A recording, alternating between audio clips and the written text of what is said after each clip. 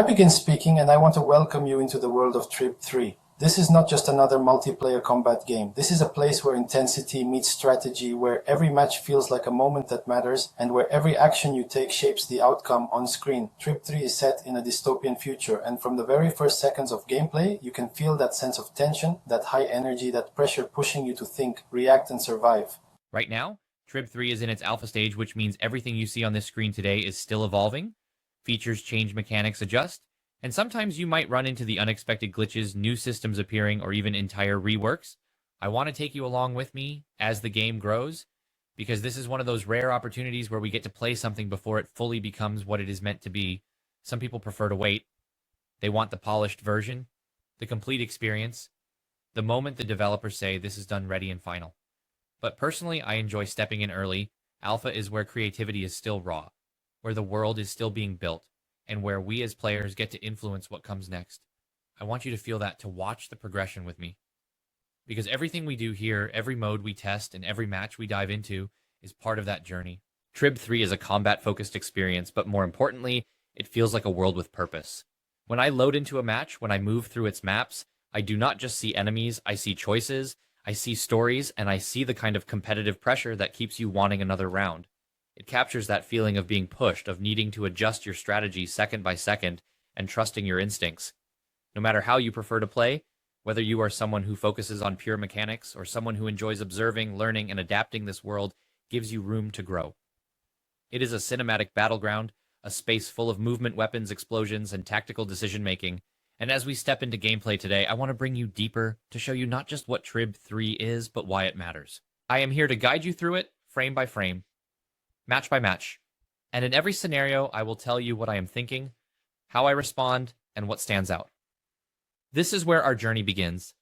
A dystopian arena, a competitive battlefield, and a game still taking shape before our eyes. As I continue, I want to talk about the core idea that drives Trib 3. Because when I play this game, and when I see the design behind it, it feels very clear that Trib 3 wants to be more than a shooter. It wants to become a space where skill, decision-making, and community actually matter. When I step into a match, I can sense that the true vision here is to create an action-heavy combat experience, but one that never forgets that players are the heartbeat behind every round. The goal of Trib 3 is simple when you first look at it. It is a multiplayer combat game. You shoot, you move, you outplay. But as I dig deeper, I realize the game is asking a bigger question. What if the people who play could also shape what this world becomes? That is the long-term direction. Trib 3 wants to be a place where gamers have influence, where feedback is not just collected, but used, and where what we do inside these arenas actually contributes to the future development of the experience. Right now, the developers have created a system where playing earns something called shards. Those who hold shards get a voice, a chance to vote on decisions, to participate in choosing what features arrive and what priorities move forward. When I think about that, it means the game is built with players in mind. It is not a studio deciding alone. It is a collaboration where our actions, our opinions, and our presence feed into what Trib 3 is becoming. The people this experience is meant for are players like me. Competitive, curious, and wanting something that respects my time. If I want to test my reaction speed, this game gives me the arena. If I prefer more tactical thinking, Trib 3 creates the space for that too. And if I am someone who appreciates being part of a community that is building something new, then this world fits perfectly. When I look ahead, I picture Trib 3 as a long-term environment, constantly evolving, constantly shaped and gradually transforming into whatever the players and developers build together. That is the vision. A competitive dystopian battlefield, but also a living project, where every match is not just gameplay, but participation in something that continues to change. So when I speak about goals and vision, what stands out most is this idea that Trib 3 is inviting us not just to play, but to be part of it. It is a shift from entertainment into involvement, and that is a direction I am excited to walk toward. As I step deeper into Trib 3, I want to bring you into what actually makes this game feel alive while I am playing it. The features are not just buttons to press or modes to select. They shape the experience, the pacing, and the kind of story that unfolds every time I hit play. When I load into Trib 3, the first thing I notice is the variety of combat modes. Each one feels like a different test, a different question. The game is asking me, Elimination throws me into a classic team deathmatch, and it demands that I move with my squad, trust them, and coordinate if I want to survive.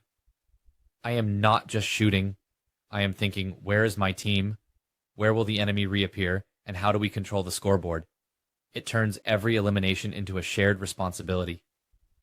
Then there is Battle Royale. In this mode, it becomes a fight for survival. I feel the pressure immediately because I know only one can remain standing. There are other players, there are bots, and it becomes this constant tension between hiding, attacking, or taking risks. Every decision becomes a gamble, and I can almost hear my own breathing when the circle closes. Next, there is Control, and this mode shifts everything. Suddenly, eliminations are not the point, and territory becomes the real weapon. My team and I need to capture zones, hold them, and keep that score rising. Early game. It feels like a race. Mid-game, it becomes a tug-of-war. And late game, it is chaos and desperation where every second of holding a point feels like a battle within the battle. Then the game surprises me because Trib 3 is not only about realism and intensity. It leans into arcade-style energy when I switch into Exploder multiplayer. Here I am blowing through blocks, collecting power-ups, dodging sudden explosions, and adapting to total chaos. It feels lighter, faster, and more playful, and it gives Trib 3 a refreshing contrast. There is also a single-player Exploder mode where I face the same explosive challenge alone. Meaning, I test myself with no one to carry me. There is another mode mentioned that focuses on securing a control point together with teammates to increase score and win. It is called Convolution, and while information is brief, I know the core objective is to secure the zone work with teammates and climb the score. Outside the battlefield, accessing Trib 3 means heading to the Epic Games Store, installing it through the launcher and purchasing it. It costs around $4, which gives me access download, and lets me step into this experience. When I take a step back, it becomes clear. The standout features of Trib 3 are about choice. Each mode shapes a completely different emotional experience. Tactical, survival-based territory control, arcade chaos, or solo challenge. That choice is what keeps me here, because no two sessions and no two matches ever feel the same. As I move forward, I want to slow down and really talk through how blockchain and Cardano connect to what I am experiencing here. Because for me, one of the most interesting things about Trib 3 is that everything related to blockchain ownership and NFTs is fully optional. I can jump in, play, and never touch any of it, and I still get the full gameplay, the modes, the competition, and the thrill. But if I want something more, something that makes me feel like I am not just a player, but a participant in the system, then this is where blockchain enters the picture. Trib 3 gives me a choice: connect a wallet, and I can take full ownership of assets. That ownership is one of the main ideas I see here. It means that the items I unlock, use, or earn can belong to me, not just stay trapped inside a closed system. When I choose to take that ownership, several things unlock. I gain the ability to trade, buy, sell, or move assets. I gain a layer of interoperability that connects to other games created by Fluxpoint Studios, and I gain specific intellectual property rights tied to those assets. That is something I do not often see in traditional games, and I like that it is a choice, not a requirement. Cardano is the chain Trib 3 currently supports, and when I bring my assets onto Cardano, I am doing so because the game already recognizes compatible wallets such as Eternal and Nami. I can choose to connect or I can choose to stay offline, and the game never blocks me. That control feels intentional, respectful, and built around my preference. As I continue playing, I also start earning something called shards, and this is where governance enters my experience. Holding shards gives me a voice. It lets me vote on updates, choose feature priorities, and influence what the future of the game becomes. I can go to the Clarity platform, and there, I become part of those decisions. It reminds me this world is still being built, and players, including me, are part of its evolution. There is also a forward-looking detail.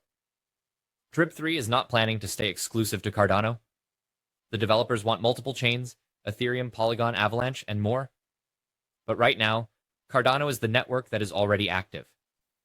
The consensus mechanism, whether proof of stake or proof of work, depends on each chain. Not something I decide, but something that expands the reach of the game itself. The key for me as I speak is that blockchain in Trib 3 never stands in the way. It is a doorway, not a barrier. I can pass through it or I can stay outside, and either way I still get to play, fight, and compete. Thank you so much for listening to this episode. And before I go, don't forget, if you'd like to receive a very short but value-packed email from me every Tuesday, you can sign up for the Cardano Gaming newsletter. Every Monday, I'll be sharing the latest from the Cardano gaming ecosystem to help you make better decisions. So, if you don't want to miss out, just go to the link on the screen, leave me your email, and very soon I'll be in your inbox. That's all for today. I hope you have a great week. Survive.